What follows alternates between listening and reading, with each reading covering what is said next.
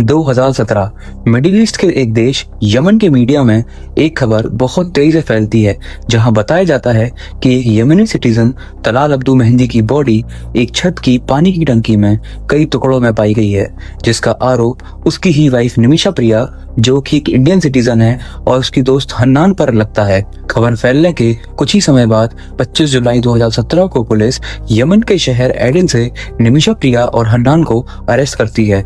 Arrest होने के बाद निमिशा प्रिया को यमन की कोर्ट कन्विक्ट डिक्लेयर कर मौत की सजा दे देती है। President Rashid Al Alimi has approved the death sentence for the Kerala nurse Nimisha Priya, who was convicted of murdering a Yemeni citizen. Nimisha Priya, a 36-year-old nurse from Kerala, has been sentenced to death in Yemen. The death sentence imposed on Indian nurse Nimisha Priya. India is facing a diplomatic crisis there. An Indian nurse is on the death row in Yemen. जिसके बाद निमिशा प्रिया Talal Abdo mehndi को अपना पति मानने से इनकार कर देती है और इस मर्डर को एक एक्ट ऑफ सर्वाइवल का मोड़ दे देती है।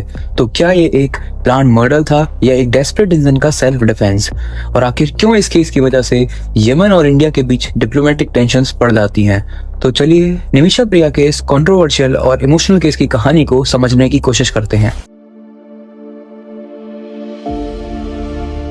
निमिशा प्रिया का जन्म 1 जनवरी 1989 को केरला के पलक्कड़ डिस्ट्रिक्ट के एक गरीब परिवार में होता है। निमिशा के माँ बाप दिहाड़ी मजदूरी किया करते थे, जिसको देखते हुए एक लोकल चर्च ने निमिशा की स्कूलिंग और नर्सिंग को कंप्लीट कराने में निमिशा को फाइनेंशियली हेल्प दी। बट स्कूल एग्जाम्स पास ना करने के कारण निमिशा को केरला में कहीं भी नर्सिंग की जॉब नहीं मिलती है।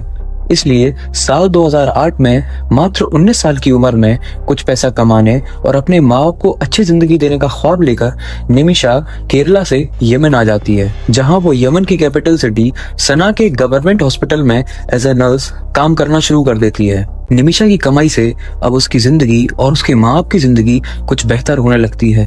काम करने के 3 साल बाद निमिशा के माँ बाप उसको यमन से बुलाकर उसकी शादी केरला इडुक्की में रहने वाले टैक्सी ड्राइवर टॉमी थॉमस से करवा देते हैं। शादी के कुछ टाइम बाद निमिशा और थॉमस दोनों वापस यमन लौट जाते हैं, जहां पहुंचकर निमिशा सना के एक क्लिनिक में काम करना शुरू कर देती है और थॉमस एक असिस्टेंट इलेक्ट्रिशियन बनकर काम करता है, जिससे वो थोड़े बहुत या ना के बराबर पैसे कमा पाता था, जिसकी वजह से निमिशा ही सारा खर्चा उठाया करती थी। शादी के 1 साल बाद उनकी एक बेटी होती है, जिससे उनकी जिम्मेदारियां और खर्चे दोनों बढ़ जाते हैं, पर बढ़ती जिम्मेदारी और खर्चों के साथ उनकी इनकम अब भी वही थी, जिसकी वजह से वो लोग फाइनेंशियल सर्वाइव करने में स्ट्रगल करने लग जाते हैं। पर फिर भी वो लोग पूरी कोशिश कर रहे थे कि अपने और अपनी फैमिली के लिए एक अच्छा फ्यूचर बना सकें, पर फाइनेंशियल कंडीशंस ने उन्हें हर तरफ से घेरा था। इसलिए अप्रैल 2014 में थॉमस अपनी बेटी को लेकर केरला वापस आ जाता है और टैक्सी चलाने लगता है। 2014 में अपनी फाइनेंशियल कंडीशन से फेड अप होकर निमिशा एक खुद का क्लिनिक खोलने का डिसीजन लेती है, जिसके बाद वो थॉमस से भी इस बारे में डिस्कस करती है। इस पर थॉमस भी राजी हो जाता है, पर यमन के कानून के अकॉर्डिंग किसी भी फॉरेन नेशनल को बिजनेस रजिस्टर करने के लिए एक यमनी नेशनल को पार्टनर बनाना जरूरी है।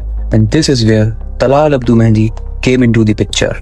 तलाल अब्दू मेहंदी यमन का ही एक नागरिक था, जो कि एक कपड़े की दुकान चलाया करता था। तलाल उस क्लिनिक का रेगुलर विजिटर था जहां निमिशा काम किया करती थी। इनिशियली निमिशा को तलाल काफी अच्छा इंसान लगता था, इसलिए वो अपने पति से डिस्कस करके तलाल को हेल्प के लिए अप्रोच भी करती है और तलाल निमिशा की लाइसेंस लेने में और बिजनेस सेटअप करने में हेल्प भी करता है। पर जैसे ही निमिशा ने अपने सपने को शेप देने की कोशिश की, उसका एम्प्लॉयर अब्दुल लतीफ, जिसके निमिशा आज तक काम कर रही थी, उसके रास्ते की रुकावट बनने लगा। बहुत लड़ झगड़ने के बाद उसने निमिशा की हेल्प तो की, पर उसने दबाव डालकर निमिशा से क्लिनिक का 33% शेयर मांग लिया और बाकी का बचा हुआ पैसा निमिशा और थॉमस ने अपने फ्रेंड्स और फैमिली से लेकर इन्वेस्ट किया। निमिशा ने अपनी मेहनत और तलाल अब्दू की मदद से 14 बेड फैसिलिटी वाला अल अमन मेडिकल क्लिनिक ओपन किया और अब वो अपने सपने को सच होता हुआ देख रही थी। और इस मदद के बाद तलाल निमिशा और थॉमस के लिए एक फैमिली मेंबर जैसा बन चुका था। जनवरी 2015 में निमिशा अपनी बेटी के बैप्टिज्म के लिए केरला आती है और उसके साथ तलाल अब्दू भी आता है। बैप्टिज्म क्रिश्चियनिटी का एक रिलीजियस रिचुअल है जो प्योरिफिकेशन और फेथ को सिंबलाइज करता है। निमिशा के वापस आने पर थॉमस और उसकी फैमिली काफी खुश थी और थॉमस तलाल का भी काफी अच्छे से स्वागत करता है और अपनी फैमिली से भी मिलवाता है। तलाल अब तक निमिशा और थॉमस की फैमिली के लिए बहुत खास बन चुका था। वो लोग यमन में दी गई हेल्प के लिए बहुत ग्रेटफुल थे। 1 महीने के स्टे के बाद 9 फरवरी 2015 को निमिशा और तलाल वापस यमन लौट जाते हैं और यमन पहुंचते ही निमिशा अपने पति और बेटी को बुलाने के लिए पेपर वर्क स्टार्ट कर देती है। बट यमन जाने के 1 महीने बाद ही मार्च में यमनी गवर्नमेंट और हूथी रिबेल्स के बीच एक सिविल वॉर हो जाती है, जिसमें हूथी रिबेल्स यमन की कैपिटल सिटी सना को कब्जा लेते हैं। सिविल वॉर की कंडीशंस को देखते हुए इंडियन गवर्नमेंट राहत ऑपरेशन के अंडर 4500 से ज्यादा इंडियन नेशनल्स और लगभग 40 कंट्रीज के 1000 फॉरेन नेशनल्स को यमन से इवैक्यूएट करती है। लेकिन निमिशा यमन में ही रुकने का फैसला करती है, क्योंकि हाल ही में उसने अपना एक क्लिनिक स्टार्ट किया था, जिसके लिए उसने काफी लोन्स ले रखे थे और उसकी क्लिनिक से ठीक ठाक इनकम भी हो रही थी। इसलिए उसे उम्मीद थी कि वो इससे अपने फाइनेंशियल कंडीशंस को बेटर कर सकती है। बट यमन के ऑनगोइंग कॉन्फ्लिक्ट और बिगड़ती हुई सिक्योरिटी सिचुएशंस को देखते हुए Indian government repeatedly travel advisories जारी करती है और फिर सेफ्टी रीजंस के चलते यमन पर ट्रैवल बैन लगा देती है, जिसकी वजह से थॉमस और उसकी बेटी यमन वापस नहीं जा पाते हैं। क्लिनिक चलाने के कुछ समय बाद ही तलाल अब्दू का बिहेवियर निमिशा के प्रति बदलने लग जाता है। वो निमिशा को अब्यूज करने लग गया था, जिसके बारे में निमिशा अपने हस्बैंड थॉमस को बताती है। बट यमन में ना होने के कारण थॉमस निमिशा की चाह कर भी कोई हेल्प नहीं कर सकता था और बीतते समय के साथ तलाल अब्दू निमिशा के साथ बद से बदतर होता जा रहा था। वो निमिशा को फिजिकली असॉल्ट करता और थ्रेटन कर अब तो क्लिनिक का सारा रेवेन्यू कलेक्शन भी लेने लग जाता है और कई बार तो वो निमिशा को गन पॉइंट पर थ्रेटन कर सेक्सुअली अब्यूज करने की भी कोशिश करता है। पर ये सब यही नहीं रुकने वाला था। तलाल अब तो क्लिनिक में सबके सामने निमिशा को मारता पीटता और क्लिनिक के स्टाफ के साथ भी बदतमीजी करता। वो क्लिनिक पर ऐसे हक जताता जैसे वो ही क्लिनिक का मालिक हो। उसने निमिशा की ज्वेलरी अपने पास रख ली थी और वो उसे उसकी फैमिली से बात भी नहीं करने देता था।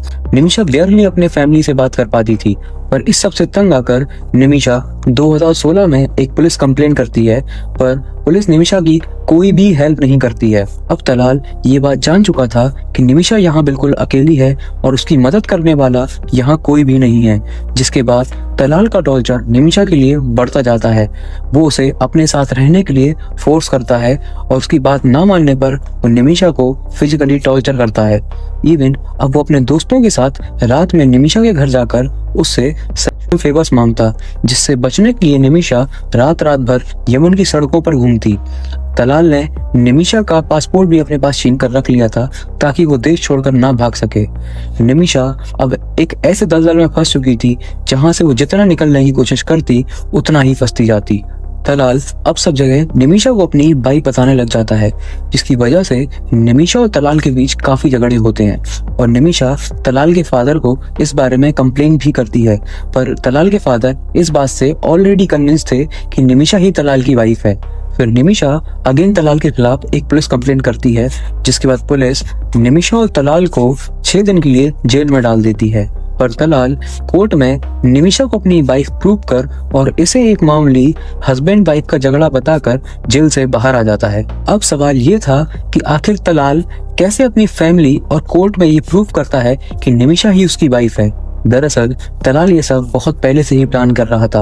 वो जब 2015 में निमिशा के साथ उसकी बेटी के बैप्टिज्म में जाता है, तब वो निमिशा और थॉमस के वेडिंग एल्बम से उनकी एक फोटो लेकर यमन वापस आ जाता है। उस फोटो में वो थॉमस के फेस को एडिट कर अपना फेस लगा लेता है और उस फोटो के बेसिस पर एक मैरिज सर्टिफिकेट बनवा लेता है। So now as per Yemen law Nimisha उसकी लीगल वाइफ बन चुकी थी और इसी फोटो और सर्टिफिकेट को अपनी फैमिली और कोर्ट में दिखाकर वो निमिशा को अपनी वाइफ प्रूव करता है। अब निमिशा ये बात समझ चुकी थी कि इस दलदल से छुटकारा उसको तभी मिल सकता है जब वो अपना सब कुछ छोड़ यमन से अपने देश वापस चली जाए।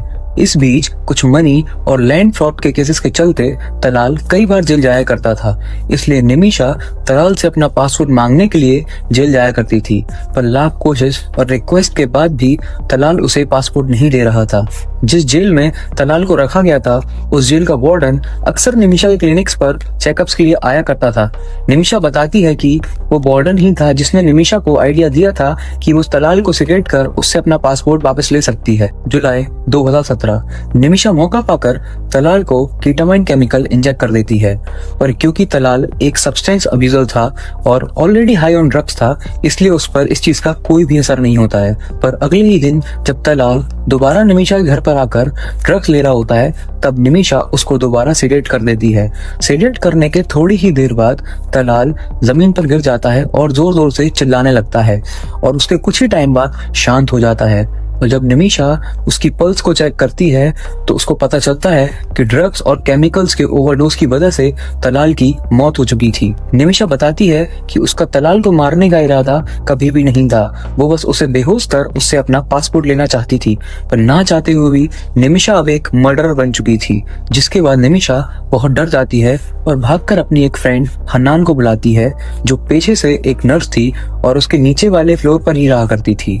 हन्नान बॉडी को डिस्पोज करने के लिए बोलती है और फिर वो दोनों बॉडी के कई टुकड़े कर छत की पानी की टंकी में बॉडी को डिस्पोज कराते हैं और फिर सना से भागकर 380 किलोमीटर दूर यमन के शहर एडन में जाकर छुप जाते हैं, जहां 25 अगस्त 2017 को यमन और सऊदी अरेबिया के बॉर्डर्स पर वो दोनों पकड़े जाते हैं। पकड़े जाने के बाद निमिषा और हन्नान को सना की एक जेल में भेज दिया जाता है।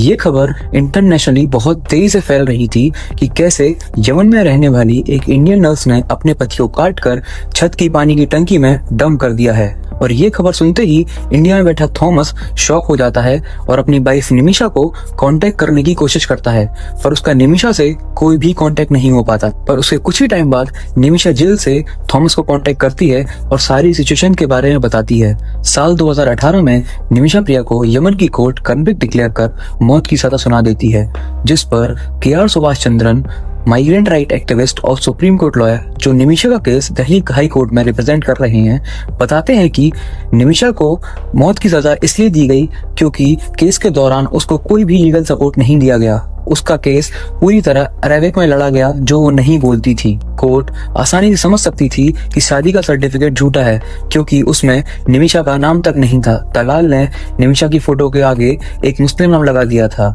और अगर जज उस डॉक्यूमेंट को उसके पासपोर्ट से क्रॉस चेक करते तो उनको सब समझ आ जाता। सुभाष का ये भी कहना है कि यमन कोर्ट निमिषा के साथ बहुत ही बायस्ड है क्योंकि अपील कोर्ट के द्वारा जो भी लॉयर उसको दिया गया वो जूनियर लॉयर है और वो उस केस को बिल्कुल भी ढंग से नहीं लड़ रहा है। और क्योंकि वो एक जूनियर लॉयर है, इसलिए नेक्स्ट अपील के लिए एपेक्स कोर्ट में मौजूद नहीं रह सकता। इसका मतलब ये था जब केस एपेक्स कोर्ट में जाएगा तो वहां निमिषा को कोई भी लीगल मदद नहीं मिलेगी। साल 2020 में ट्रायल कोर्ट निमिषा की सजा को हुए हन्नान को उम्र कैद की सजा सुना देती है, जिसके बाद निमिषा यमन के सुप्रीम जुडिशियल काउंसिल में फांसी के अगेंस्ट अपील करती है, पर नवंबर 2023 में उसकी अपील वहां से भी रिजेक्ट कर दी जाती है। इन दिसंबर 2024 यमनी प्रेसिडेंट रशद अल अलीमी रिया की डेथ सेंटेंस को अप्रूव कर 1 महीने में एग्जीक्यूशन का ऑर्डर दे देते हैं। और दिल्ली में मौजूद यमन एम्बेसी के स्पोक्स पर्सन इस बात को डिनाई करते हुए बोलते हैं कि ये क्राइम हूती से कंट्रोल वाले एरिया में हुआ है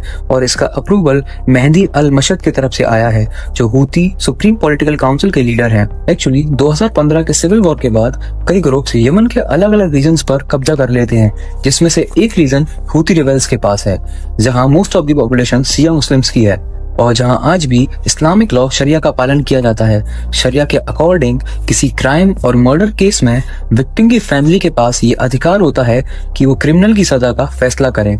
इसलिए निमिषा के पास बस अब इस केस से बचने का एकमात्र रास्ता बचता है और वो है ब्लड मनी या दिया। ब्लड मनी या दिया इस्लामिक लॉ का एक बहुत अहम कॉन्सेप्ट है, जिसमें एक विक्टिम की फैमिली को फाइनेंशियल सेटलमेंट के बदले मुजरिम को माफ करने का ऑप्शन होता है। अगर मर्डरर की फैमिली विक्टिम की फैमिली को मुंह मांगा पैसा दे देती है तो विक्टिम की फैमिली किलर को पार्डन दे सकती है और इसी पैसे को ब्लड मनी और दिया कहा जाता है। इसलिए साल 2020 में ही निमिषा की फैमिली और कुछ एनआरआई सोशल वर्कर मिलकर सेव निमिषा प्रिया इंटरनेशनल एक्शन काउंसिल नाम का एक ग्रुप बनाते हैं, जिसको एक नेटिव इंडियन और यमनी businessman Samuel Jerome Bhaskar lead कर रहे हैं। काउंसिल का काम विक्टिम की फैमिली से नेगोशिएट करना, यमन अथॉरिटीज को अप्रोच करना और इंडियन गवर्नमेंट से मदद लाना है। 2020 से ही ये काउंसिल ब्लड मनी के लिए फंड रेज करने की कोशिश कर रहा है और हाल ही में केरला के एक बिजनेस टाइकून ने 1 करोड़ देने का प्रॉमिस भी किया है। इंडियन एम्बेसी विक्टिम की फैमिली से नेगोशिएट करने के लिए यमन के लॉयर अब्दुल्ला अमीर को अपॉइंट करती है। जिसके लिए वो पहले $20,000 की मांग करते हैं और लेटर उसको बढ़ाकर $40,000 कर देते हैं। नेगोशिएशंस के लिए $20,000 उनको इंस्टेंटली पे कर दिए जाते हैं, पर फेवरेबल रिस्पॉन्स ना मिलने के कारण बाकी का बचा हुआ पैसा सेकंड इंस्टॉलमेंट पोस्टपोन कर दी जाती है, जिसके बाद अब्दुल्ला अमीर बीच में ही टॉक्स को रोक देते हैं। तो दिसंबर के आखिरी दिनों में इंडियन डिप्लोमेटिक मिशन के जरिए सऊदी अरेबिया में बाकी का बचा हुआ इंस्टॉलमेंट $20,000 भी दे दिया जाता है। के.आर. चंद्रन का कहना है कि पेमेंट करने के बाद भी कोई प्रोग्रेस नहीं हुई है और तलाल की फैमिली नेगोशिएशंस के लिए आगे नहीं आई है। उन्होंने ये भी बताया कि काउंसिल एडिशनल फंड रेज करने को तैयार है, पर मिनिस्ट्री ऑफ एक्सटर्नल अफेयर्स को इंटरवीन करना जरूरी है ताकि विक्टिम की फैमिली को नेगोशिएशन टेबल पर लाया जा सके। जिसके बाद 31 दिसंबर 2024 को इंडिया की मिनिस्ट्री ऑफ एक्सटर्नल अफेयर्स के official spokesperson Shri Randhir Jaiswal tweet कर बताते हैं कि हम येमेन में मिसेस निमिषा प्रिया के सेंटेंसिंग के बारे में जानकारी रखते हैं। हमें पता है कि उनका परिवार संभावित ऑप्शन एक्सप्लोर कर रहा है और सरकार इस मामले में पूरी मदद कर रही है। कई यूरोपियन और ईरानियन ऑफिशियल्स ने भी मदद करने की विलिंगनेस दिखाई है, पर मेरा मानना है कि ईरान के हुथीस के साथ अच्छे टाइज होने की वजह से ईरान का इंटरवीन करना काफी महत्वपूर्ण हो सकता है। ईरान शिया डोमिनेटेड कंट्री होने के साथ साथ हुथीस को काफी टाइम से फंड करते हुआ आ रहा है, इसलिए ईरान निमिषा प्रिया की रिलीज को सिक्योर करने में काफी क्रूशियल रोल प्ले कर सकता है। हालांकि कोऑर्डिनेशन होना अब भी बहुत बड़ा चैलेंज है। अप्रैल 2024 से निमिषा की मां प्रेमा कुमारी और उसका परिवार यमन में है और निमिषा को बचाने की हर संभव कोशिश कर रहा है। दोस्तों, इस कहानी का अंजाम हमें ये याद दिलाता है कि जिंदगी कभी कभी हमें ऐसे फैसले लेने पर मजबूर कर देती है जो ना गलत होते हैं और ना सही। निमिषा प्रिया ने जो भी किया वो गलत था या ये उसका हक था? मुझे अपनी राय कमेंट्स में जरूर बताएं और अगर आपको वीडियो पसंद आई हो तो वीडियो को लाइक, शेयर और चैनल को सब्सक्राइब जरूर करें। तो मिलते हैं अगले एपिसोड में, तब तक के लिए गुड बाय।